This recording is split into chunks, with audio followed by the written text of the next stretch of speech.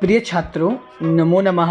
संस्कृत की आज की कक्षा में आप सभी लोगों का हार्दिक स्वागत है। आज हम लोग अनुवाद के विषय में बात करेंगे। संस्कृत अनुवाद के विषय में आपको शुरुआत में ही बता दूं कि आज की वीडियो थोड़ी सी लंबी हो सकती है। बहुत सारे बच्चों को ये डाउट रहता है, ये दिक्कत आती है कि संस्कृत में अनुवाद करते समय किन बातों का ध्यान रखना है। तो आज इसी विषय में हम चर्चा करेंगे कि संस्कृत के अनुवाद करते समय हमें किन किन बातों का विशेष ध्यान रखना चाहिए। तो आइए टाइम ना गवाते हुए डायरेक्ट प्रारंभ करते हैं। तो संस्कृत अनुवाद में जो विशेष आवश्यकता होती है, एक तो होता है शब्द रूप, शब्द रूपाणी। तो शब्द रूपों के विषय में आपको नॉलेज होना चाहिए, शब्द रूप आपको स्मरण होने चाहिए, याद होने चाहिए। दूसरा है धातु रूपाणी। धातु रूपों के विषय में भी आपको पता होना चाहिए। धातु रूपों की एक अलग सी वीडियो आएगी आपके पास बहुत जल्दी। तो धातु रूपों में कोई भी एक धातु, पठ धातु, लिख धातु, कोई भी एक धातु जो सरल धातु है, उस धातु का आप पांचों लकार को याद कर लेंगे तो लगभग उसी की तरह सभी धातु रूपों के रूप चलेंगे। तो शब्द रूपाणी, धातु रूपाणी। उसके बाद आता है उपपद विभक्ति। बहुत सारे बच्चे सोच रहे होंगे सर ये उपपद विभक्ति होती क्या है। ये एक कुछ ऐसे शब्द होते हैं जो स्पेशल किसी एक विभक्ति से बिलोंग करते हैं। एग्जाम्पल जैसे परितः के योग में होती है द्वितीय विभक्ति। परितः का अर्थ होता है चारों ओर।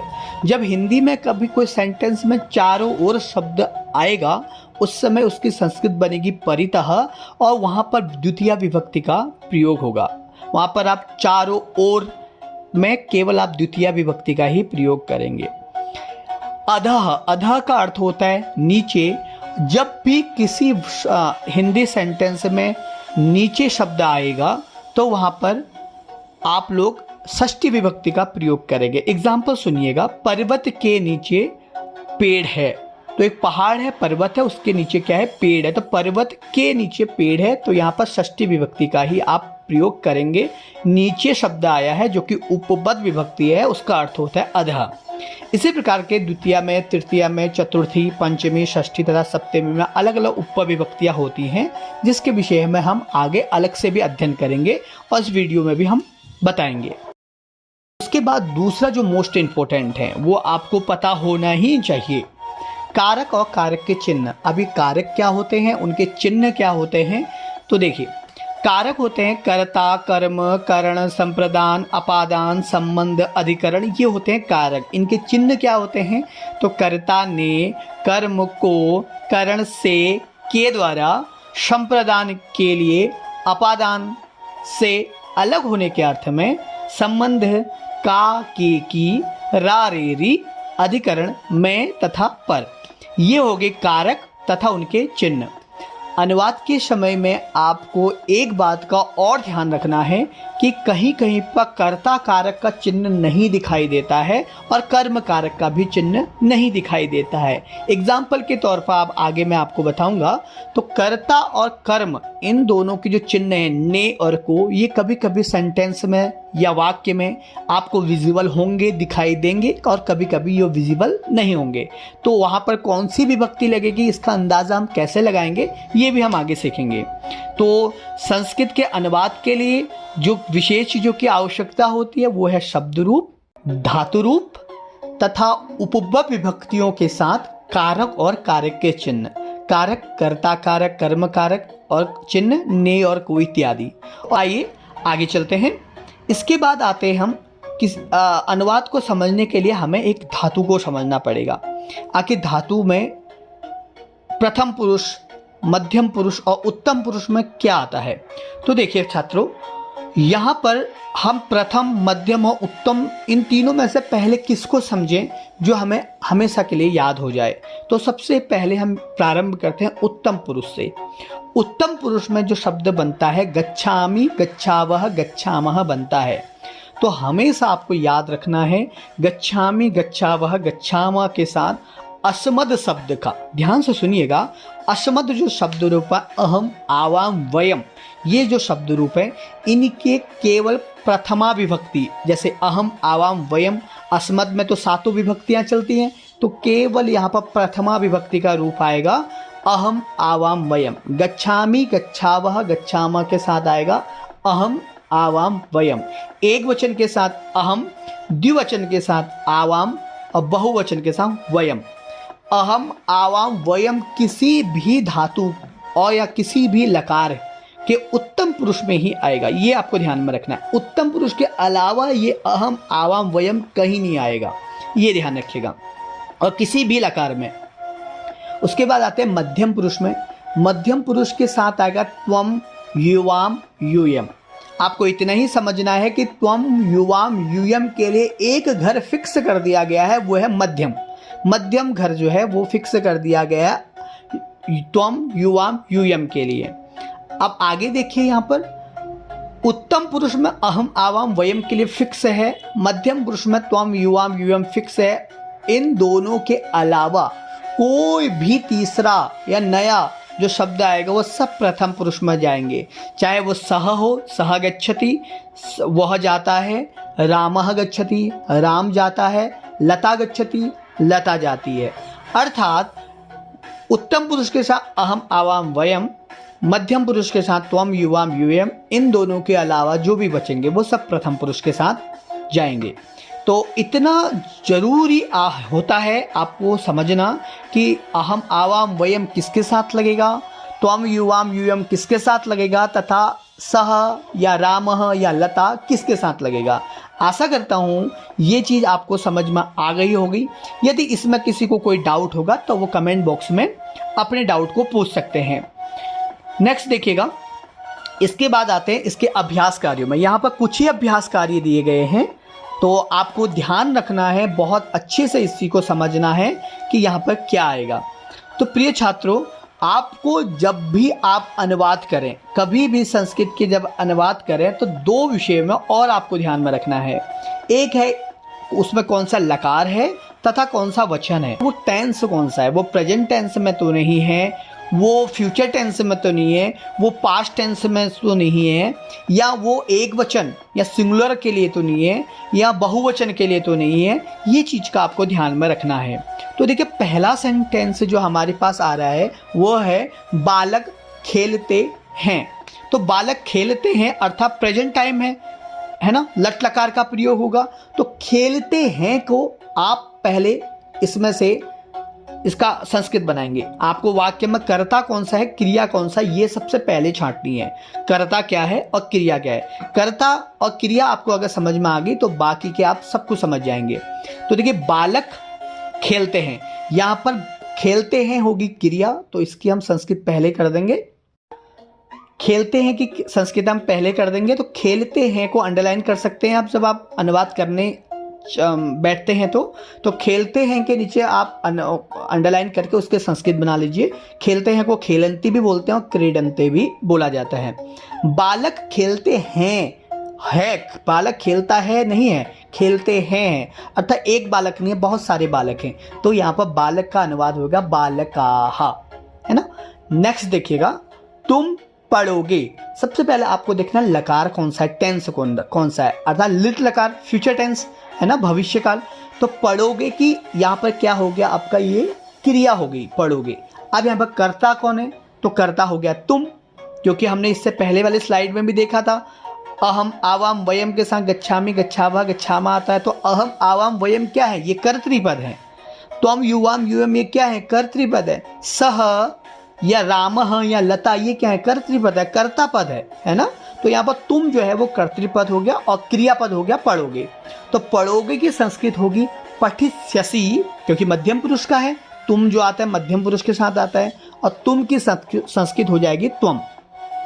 नेक्स्ट देखिएगा, मैं खाऊंगा, मैं खाऊंगा। तो खाऊंगा क्या है, क्रियापद हो गया, और मैं क्या हो गया, कर्तृपद हो गया। तो खाऊंगा की संस्कृत क्या हो जाएगी, खादिष्यामि, और मैं का संस्कृत हो जाएगी अहम, क्योंकि अहम शब्द उत्तम पुरुष के साथ आता है। तो यहाँ पर फ्यूचर टेंस लगा है खाद्य धातु का खादिष्यामि।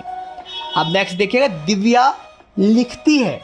दिव्या लिखती है, क्या लिखती है नहीं पता, तो इस सेंटेंस में दिया है। नेक्स्ट सेंटेंसेस में आप देखेंगे कि वहाँ पर ये चीज़ें लिखी होंगी, बताई गई होंगी। अभी यहाँ पर देखिएगा दिव्या लिखती है, केवल इतना है। तो लिखती है का संस्कृत हो जाएगा लिखती, क्योंकि प्रेजेंट टेंस से है। और लिखती प्रथम पुरुष का क्यों आया, क्योंकि यहाँ पर शब्द जो है वो है दिव्या।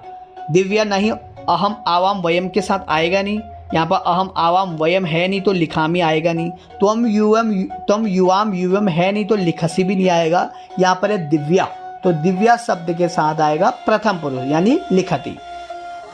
नेक्स्ट देखिए, छात्र लेख लिख रहे हैं। तो सबसे पहले आपने देखना है लकार कौन सा है, प्रेजेंट टेंस है, लिख रहे हैं प्रेजेंट टेंस है। और उसके बाद आपको देखना वचन, एक वचन के लिए है या द्विवचन के लिए है या बहुवचन के लिए है। तो यहाँ पर देखिए छात्र लेख लिख रहे हैं, ये छात्राः लेखम लिख रहे हैं का हो जाएगा लिखंती। अब यहाँ पर देखिए छात्राः लेखम लिखंती आया है, यहाँ पर कारक और कारक का चिन्ह नहीं है, यहाँ पर दिखाई नहीं दे रहा, चिन्ह तो है पर दिखाई नहीं दे रहा है। छात्र लेख लिख रहे हैं अर्थात लेख को लिख रहे हैं। शुरुआत में आपको बताया गया था कि कभी कभी कर्ता ने और कर्म को ये दो चिन्ह कारक के दिखाई देते हैं और कभी कभी नहीं दिखाई देते हैं। तो यहाँ पर आप देखिए छात्र लेख लिख रहे हैं में चिन्ह नहीं है, फिर भी हमने द्वितीय विभक्ति लगाई। क्यों लगाई, वो इसलिए लगाई क्योंकि छात्र लेख लिख रहे हैं अर्थात छात्र लेख को लिख रहे हैं। तो अनुवाद हो जाएगा छात्राः लेखम लिखन्ति। यहाँ पर कर्तृपद छात्राः हो जाएगा और उसका क्रियापद हो जाएगा लिखन्ति। नेक्स्ट देखिएगा, कल मैं दिल्ली नगर जाऊंगा। कल मैं दिल्ली नगर जाऊंगा। तो इस सेंटेंस में सबसे पहले आपको क्रियापद के नीचे अंडरलाइन कर लेना है, जो कि जाऊंगा क्रियापद है आपका, इसके नीचे आप अंडरलाइन कर सकते हैं। नेक्स्ट आपको करना क्या है, इसमें कर्तृपद कौन सा है, मैं कर्तृपद है। तो मैं का आप हिंदी अनुवाद करिए। सबसे पहले आपको यही करना है, कर्तृ और क्रियापद को अलग करना है। तो मैं कौन है, यहाँ पर कर्तृपद है और जाऊंगा क्या है, क्रियापद है। तो मैं की संस्कृत क्या हो जाएगी, अहम। मैं की संस्कृत क्या हो जाएगी, अहम। तो अहम आता किसके साथ है, उत्तम पुरुष के साथ आता है। और जाऊंगा फ्यूचर टेंस है, भविष्य काल है किसका, गम धातु का। तो उत्तम पुरुष में उसका शब्द क्या बनेगा आपका, गमिष्यामि। मैं का हो जाएगा अहम। अहम के साथ हमेशा उत्तम पुरुष आता है, तो गमिष्यामि, मैं जाऊंगा। अब आते हैं कल। आने वाले कल को बोलते हैं श्वः, और जो बीता हुआ कल होता है उसको बोलते हैं यह। तो आने वाला कल है, जाऊंगा फ्यूचर टेंस है, तो श्वः अहम गमिष्यामि, कल मैं जाऊंगा। अब आते हैं कहाँ जाऊंगा, तो दिल्ली नगर को जाऊंगा। आप मैं नहीं लगाएंगे यहाँ पर, दिल्ली नगर को जाऊंगा अर्थात दिल्ली को जाऊंगा। तो दिल्ली नगरम या दहली नगरम, जाऊंगा का मतलब हो जाएगा गमिष्यामि। कल का श्वः अहम दिल्ली नगरम गमिष्यामि, है ना। नेक्स्ट को सेंटेंस देखिए, राम दोस्त के साथ खेलता है। तो सबसे पहले यहाँ पर कर्तृपद जो होगा वो प्रथमा विभक्ति का होगा। तो यहाँ पर कर्तृपद कौन है, राम। क्यों, दोस्त भी तो हो सकता है, नहीं होगा, कारण उसका बताता हूँ। यहाँ पर उपपद विभक्ति लगी है साथ। साथ को संस्कृत में बोलते हैं सह, और सह शब्द जहाँ पर भी आता है वहाँ पर तृतीय विभक्ति लगती है। अब यहाँ पर देखिए, राम क्या है, कर्तृपद है, और खेलता है उसका क्रियापद है। राम की संस्कृत हो जाएगी रामः, खेलता है की संस्कृत हो जाएगी क्रीडति या खेलति। अब किसके साथ खेलता है, अब यहाँ पर के आया है। अब के आता कहाँ पर है, षष्ठी विभक्ति पर। आप षष्ठी विभक्ति नहीं लगाएंगे। क्यों नहीं लगाएंगे, क्योंकि साथ शब्द के साथ हमेशा कौन सी विभक्ति होती है, तृतीय विभक्ति होती है। तो सेंटेंस दोस्त को बोलते हैं मित्र। मित्र के शब्द रूप चलते हैं फल की तरह, फलम की तरह। दोस्त को मित्र बोलते हैं ना, संस्कृत में मित्र को मित्रम कहा जाता है। तो मित्रम की तृतीया क्या हो जाएगी, मित्रेण। रामः मित्रेण सह खेलति या क्रीडति। सह का अर्थ संस्कृत में या हिंदी में साथ होता है और उसमें तृतीया विभक्ति लगती है। आशा करता हूँ ये चीज़ आप समझ में आ रही होंगी आपको। उपपद विभक्ति लगी है इस तीसरे वाले सेंटेंस में। चौथे वाले सेंटेंस में देखिएगा, मैंने दिनेश को पुस्तक दी, ये भी उपपद विभक्ति वाला वाक्य है। मैंने, यहाँ पर देखिए कर्ता ने, यहाँ पर ने आया है। मैं दिनेश को पुस्तक देता हूँ, अगर ये सेंटेंस होता तो वहाँ पर ने विजिबल नहीं होता। क्यों नहीं होता? क्योंकि वो प्रेजेंट टेंस है। अक्षर ने जो दिखता है, ने जो कारक चिन्ह है, वो पास्ट टेंस के साथ दिखता है, भूतकाल के साथ दिखता है। तो यहाँ पर पुस्तक दी, अभी नहीं दी, अभी दे नहीं रहा हूँ, दी यानी कि पास्ट टेंस का है। तो मैंने पुस्तक दी, अब मैंने का संस्कृत हो जाएगा अहम। दी का मतलब अयच्छम, यच्छ धातु का यच्छत, अयच्छताम, अयच्छन, अयच्छः, अयच्छतम, अयच्छत, अयच्छम, अयच्छाव, अयच्छाम, ये यच्छ धातु का लग लकार है। तो अहम अयच्छम, मैंने दिया, क्या दिया? तो अहम अयच्छम पुस्तकम अयच्छम, मैंने पुस्तक को दी। अब यहाँ पर देखो कारक चिन्ह नहीं है, पुस्तक को दी ऐसा नहीं लिखा है, पुस्तक लिखा है केवल। तो आपको समझना पड़ेगा कि यहाँ पर कारक चिन्ह को है। तो मैं अहम पुस्तकम अयच्छम, किसको दी? तो दिनेश को दी। अब दा धातु और यच्छ धातु के साथ चतुर्थी होती है। यहाँ पर को लिखा है बशर्ते आप यहाँ पर को नहीं लगाएंगे, द्वितीय विभक्ति नहीं लगाएंगे। क्यों? क्योंकि दा धातु और यच्छ धातु के साथ हमेशा चतुर्थी होती है। तो दिनेशम नहीं होगा द्वितीय विभक्ति, दिनेशाय चतुर्थी होगी। तो अहम दिनेशाय पुस्तकम अयच्छम, अहम दिनेशाय पुस्तकम अयच्छम। नेक्स्ट देखिएगा, नेक्स्ट है आपका, यहां पर देखिए बालक विद्यालय से आता है। यहां पर पंचमी विभक्ति है। अब यहां पर तृतीया विभक्ति वाला से है या पंचमी विभक्ति वाला से है, इसमें कंफ्यूज आपको नहीं होना है। पंचमी विभक्ति वाला जो से होता है वो हमेशा क्या होता है, हमें किसी न किसी चीज़ से अलग करता है। तो बालक को ये विद्यालय से अलग कर रहा है। विद्यालय तो बालक के साथ आ नहीं रहा है, बालक एक जगह है, विद्यालय एक जगह है। बालक विद्यालय से आता है, विद्यालय तो अपने जगह में रहे, बालक वहाँ से बाहर आ गया। तो बालकः विद्यालय की पंचमी होगी विद्यालयात्।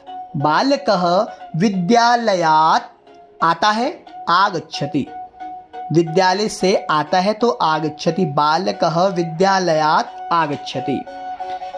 नेक्स्ट देखिएगा, मेरे दोस्त का नाम चंदन है। मेरे रारेरी आ रहा है तो अस्मद शब्द का षष्ठी विभक्ति एक वचन हो जाएगा मम।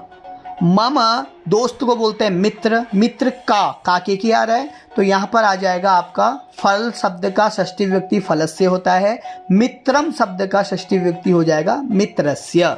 मम मित्रस्य नाम चंदनः अस्ति, है तो अस्ति आ जाएगा, चंदनः अस्ति। सप्तमी विभक्ति का वाक्य देखिए, मंदिर में भक्त हैं आया है, बहुवचन का है और प्रेजेंट टेंस है।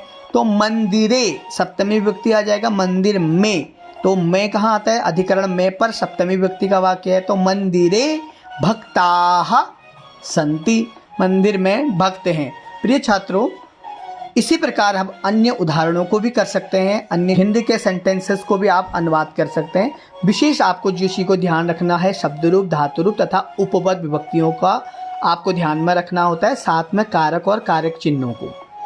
आशा करता हूँ ये वीडियो आपको अच्छी लगी होगी और इस वीडियो के माध्यम से आप और अच्छी ग्रोथ कर पाएंगे, ऐसी मेरी आशा है।